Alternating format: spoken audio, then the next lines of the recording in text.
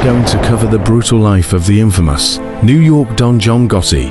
We look at some of the need-to-know facts about this fascinating figure.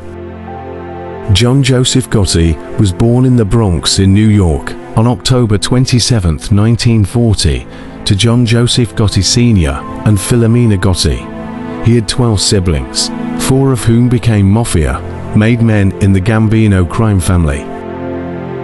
While growing up in Queens, New York, Gotti formed his own street gang called the Fulton Rockaway Boys, which operated in his local neighborhood. By the time he was 21, he'd been arrested 5 times for petty crimes, including street fighting and stealing cars. In 1973, Gotti committed his first murder, killing Irish mobster James McBratney outside a bar. The murder was payback because McBratney had previously kidnapped and murdered a member of the Gambino crime family. On the 18th of March 1980, Gotti's 12-year-old son Frank was killed in a car accident when John Favara, the Gotti family's neighbor, accidentally hit him. Soon after, Favara was kidnapped near his home, never to be seen again. It has been speculated that Favara's body was dissolved in a vat of acid. In December 1985, Gotti orchestrated the murder of the then Gambino crime boss, Paul Castellano, outside of the Sparks Steakhouse in Manhattan, before taking over control of the crime family.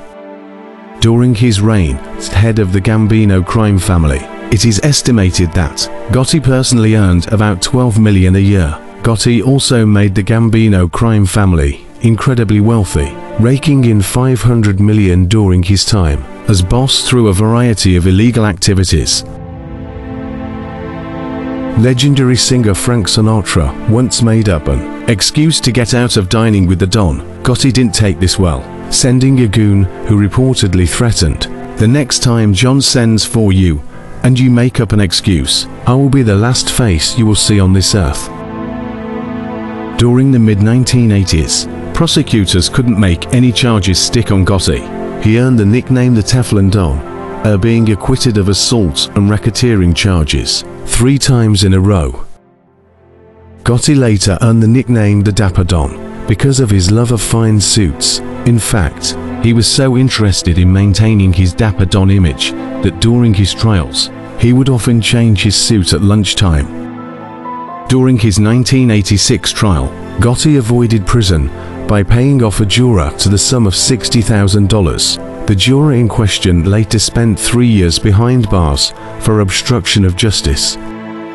The early 1990s, investigator Robert Mueller finally took down the Teflon Don, putting him away for the rest of his life.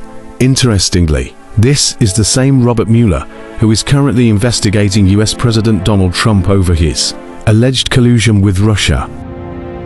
Mueller's masterstroke was when he signed a deal with hitman Salvatore Sammy the Bull Gravano, who turned into a star witness and testified against his former boss. Sammy had 19 homicides to his name, but got off with a relatively light sentence in return for revealing Gotti family secrets.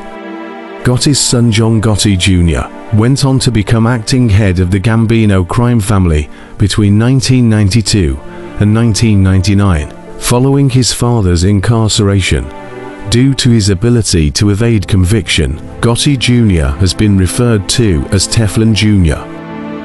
In 1996, a fellow inmate accused Gotti of using a racial slur and gave him a beating. In retaliation, it was reported that the Don hired the Aryan Brotherhood to put a hit on his attacker.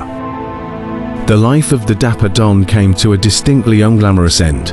He spent much of his prison sentence in solitary confinement, up to 23.5 hours a day, according to his son.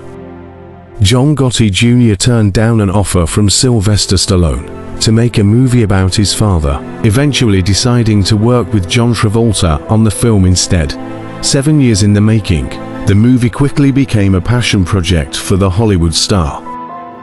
Fact: John Travolta's Gotti getup wasn't a costume at all, but the actual clothes worn by the man himself, as given to the actor by Gotti Jr., from the shirts and neckties right down to the pocket, squares and cufflinks. Everything was authentic. He even wore the cologne of the notorious former own